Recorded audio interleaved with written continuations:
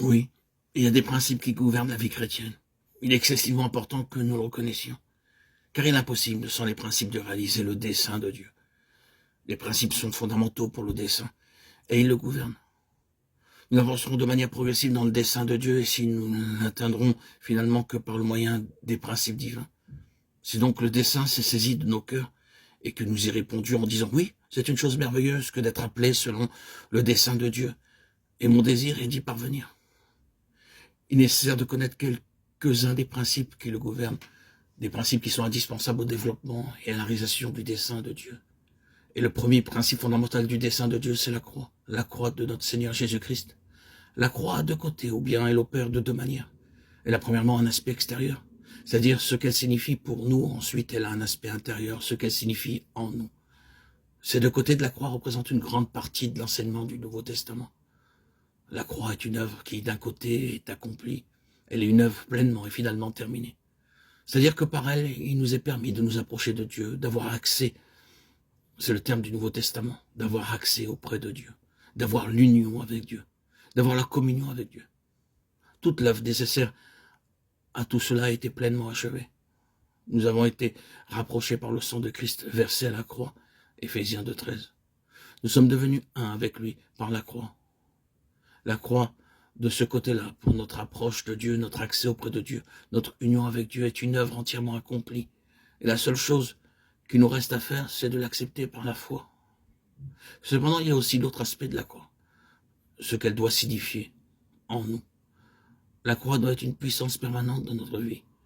Elle est un principe qui doit être continuellement à l'œuvre en nous. Il y a aussi d'un côté ce que la croix signifie en elle-même, une fois pour toutes, et il y a d'un autre côté ce que la croix demande de nous. Quelle a donc été la signification de la croix?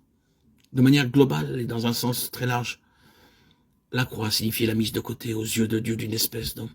À ce moment précis, Jésus-Christ a assumé la capacité de représenter tous les hommes tels qu'ils étaient aux yeux de Dieu, c'est-à-dire dans le péché, sous le jugement. L'Écriture dit, celui qui n'a point connu le péché, il a fait devenir péché pour nous. 2 Corinthiens 5, 21. Et encore, étant devenu malédiction pour nous. Galates 3, 13. C'est là que nous étions ce qu'étaient tous les hommes. Péché. Ce n'est pas seulement que nous commettions des péchés, nous étions entièrement péchés aux yeux de Dieu, sous le jugement, sous la condamnation, rejetés. À la croix, Jésus prit cette place, votre place, ma place, la place de tout homme tel qu'il est aux yeux de Dieu, rejeté. Et il entra dans une expérience où il vécut toute la signification consciente de ce rejet de Dieu. Cela suffirait à désintégrer notre âme même. Si vous et moi, nous devions avoir conscience d'être abandonnés de Dieu, ce serait dévastateur pour notre être moral, absolument insupportable. Et Jésus prit sur lui, en pleine conscience, toute la somme de cet abandon, et cela le désintégra. Son cœur même se rompit et se brisa, parce qu'il connut et supporta à notre place, en ce moment éternel, unique et terrible, la réalité de l'abandon de Dieu. Mon Dieu, pourquoi m'as-tu abandonné? Matthieu 27, 46.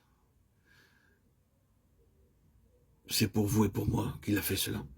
Si nous acceptons ce qu'il a fait pour nous, nous n'aurons jamais besoin de nous éveiller dans l'éternité conscients d'être abandonnés de Dieu.